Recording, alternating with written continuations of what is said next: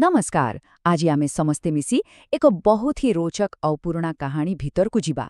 एमिति एक कहानी जोंठी बुद्धि लगेई चतुरता देखेई गोटे बहुत बड़ समस्यार समाधान करा जाइथिला। ताहेले आउ डेरी काहींकी चलंतु एही कहानीर गभीरता को बुझिबा।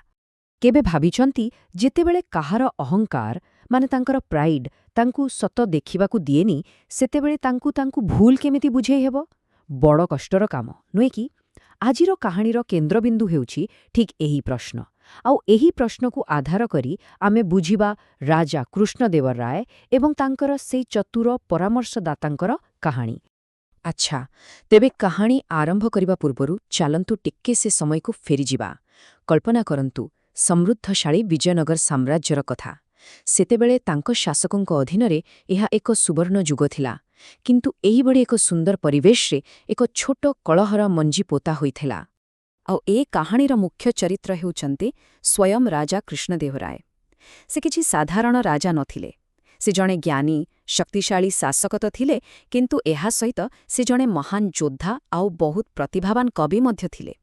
कहिबाकू गले कला और साहित्य को से बहुत भल पाउथिले। आउ तांको दरबारर शोभा बढ़ाउथिले अष्टदिग्गज नामरे परिचित 8 जण महान कवि। बाह, कि दरबार थिब सतरे। किंतु एत्ते सबु भल भितरे एही भव्य राजप्रासादरे गोटे बड़ समस्या मुंड टेकिथिला। एत्ते ज्ञानी हुई भी राजा कृष्णदेव राय तांकर राणी तिरुमालाम्बालमक सह कथाबार्ता पूरापूरी बंद करि देइथिले। राजा थिले विरक्त आउ नीरव और अन्यपटे राणी दुखरे भांगी पड़िथिले। केमती ए समस्यार समाधान हेब सेई चिंतारे। ताहाले प्रश्न उठुछि, एत्ते बड़ कलहर कारणटा कौन थिला? कोनोसी राजनैतिक षड़यंत्र? ना, किछि बड़ कथा नुहे।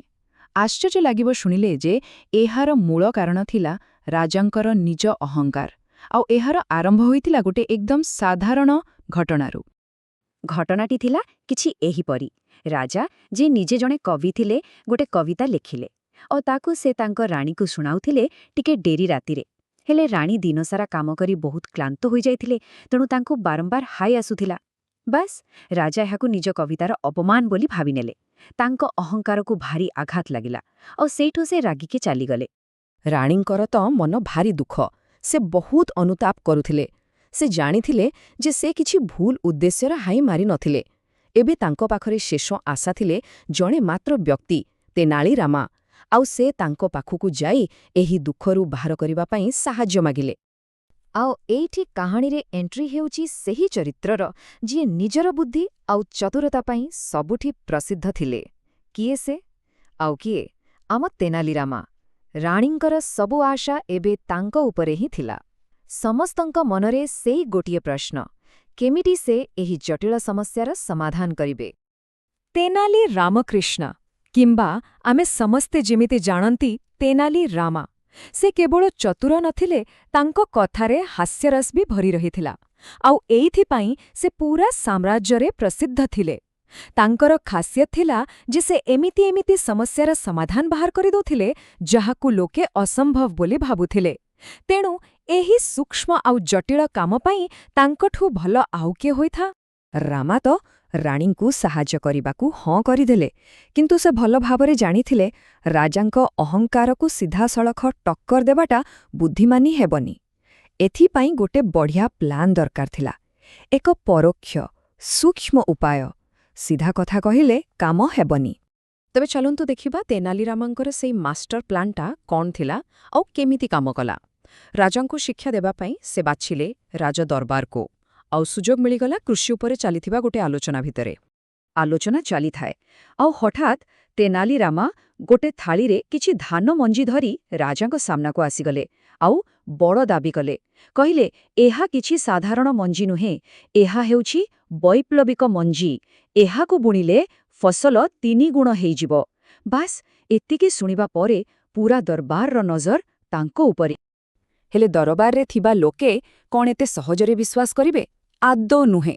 जणे दरबारी तो सीधा व्यंग करी कहिले, मोते लागुची एगुड़िक जादुकरी मंजी। एहापरे से कहिबे जे एगुड़िक बिना पाणीरे बढ़िबो। एहा सुनी शोभारे हसर एक लहरी खेलीगला आउ माहौल टिके गरम होईगला। आउ खाली दरबारी काहींकी, राजा कृष्णदेव राय निजे भी तेनाली रामांको कथाकू संदेह कले। ସେ ଏହାକୁ ଏକ ଅଯୌକ୍ତିକ କଥା ବୋଲି କହିଲେ, ଏମିତିକି ଚାଷୀମାନଙ୍କର କ୍ଷତି ହୋଇପାରେ ବୋଲି ଚିନ୍ତା ବି କଲେ। ଏବେ ତେନାଲି ରାମାଙ୍କ ପାଇଁ ଏହା ଏକ ବଡ଼ ଆହ୍ୱାନ ଥିଲା।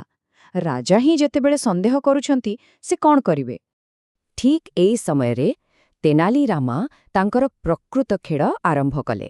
ସେ କହିଲେ, ମହାରାଜ, ପ୍ରକୃତ ସମସ୍ୟା ମଞ୍ଜିରେ ନାହିଁ, ବରଂ ଯିଏ ଏହାକୁ ବୁଣୁଛି ତାଠାରେ ଅଛି। ବସ୍, ଏହି ଗୋଟିଏ ବାକ୍ୟରେ ସେ ପୂରା ଆଲୋଚନାର ଦିଗ ବଦଳେଇ ଦେଲେ। ସମସ୍ତେ ଚୁପ୍। ଆଉ ଏବେ ଆସିଲା କାହାଣୀର ସେହି ମୁହୂର୍ତ୍ତ ଯେଉଁଠି ତେନାଲି ରାମାଙ୍କର ପୂରା ପ୍ଲାନ୍ ସଫଳ ହେବାକୁ ଯାଉଥିଲା, ଯେଉଁଠି ରାଜା ନିଜ ଭୁଲ ବୁଝିପାରିବେ। ଏଇଟା ହିଁ ଥିଲା କାହାଣୀର ପ୍ରକୃତ କ୍ଲାଇମ୍ୟାକ୍ସ। ରାମା ତାଙ୍କ ଯୁକ୍ତିକୁ ଆଗକୁ ବଢ଼େଇଲେ। ସେ ପଚାରିଲେ, ଆଉ ଯଦି ମଞ୍ଜି ବୁଣୁଥିବା ଲୋକଟା ହାଇ ମାରିବାର ଅଭ୍ୟାସ ଥାଏ, ତାହେଲେ ମଞ୍ଜି ସବୁ ଏପଟେ ସେପଟେ ହେଇ ଛିଞ୍ଚି ହେଇଯିବନି କି? ଏକଥା ଶୁଣି ସାରା ଦରବାର ହସରେ ଫାଟିପଡ଼ିଲା। କଥାଟା ମଜାଲିଆ ଥିଲା। କିନ୍ତୁ ତେନାଲି ରାମାଙ୍କ କାମ ସରିନଥିଲା। ହସ ବନ୍ଦ ହେବା ପରେ ସେ ତାଙ୍କର ଶେଷ କଥାଟି କହିଲେ, ଯାହା ସିଧାସଳଖ ରାଜାଙ୍କ ହୃଦୟରେ ବାଜିଲା। ସେ କହିଲେ, ମହାରାଜ, ଏ ଦୁନିଆରେ ଏମିତି କେହି ଅଛି କି ଯିଏ ହାଇ ମାରେ ନାହିଁ? ଏହା ତ ନିଶ୍ୱାସ ନେବା ଭଳି ଗୋଟେ ସ୍ୱାଭାବିକ କଥା। ବାସ୍, ଏହି କଥାଟି ଶୁଣିବା ପରେ ରାଜାଙ୍କୁ ରାଣୀଙ୍କ ସହ ହୋଇଥିବା ଘଟଣା ମନେ ପଡ଼ିଗଲା। ଆଉ ସେହି ମୁହୂର୍ତ୍ତରେ ରାଜାଙ୍କୁ ସବୁକିଛି ପରିଷ୍କାର ଭାବେ ଦେଖାଗଲା। ତାଙ୍କ ମନ ଭିତରେ ରାଣୀଙ୍କ ସହ ହୋଇଥିବା ସେହି ଝଗଡ଼ାର ଦୃଶ୍ୟ ପୂରା ଚଲିଗଲା। ସେ ବୁଝିପାରିଲେ ସେ କେତେ ବଡ଼ ଅନ୍ୟାୟ କରିଛନ୍ତି। ଗୋଟେ ସାଧାରଣ ସ୍ୱାଭାବିକ କ୍ରିୟାକୁ ସେ କେମିତି ଭୁଲ ବୁଝି ବସିଥିଲେ। ଜଣେ ମହାନ ଶାସକର ପରିଚୟ ସେତେବେଳେ ମିଳେ ଯେତେବେଳେ ସେ ନିଜ ଭୁଲ ସ୍ୱୀକାର କରନ୍ତି। ଆଉ ରାଜା ଠିକ୍ ସେୟା କଲେ। ସେ ରାଣୀଙ୍କ ପାଖକୁ ଗଲେ ଆଉ କହିଲେ, ମୁଁ ମୂର୍ଖାମି କରିଛି।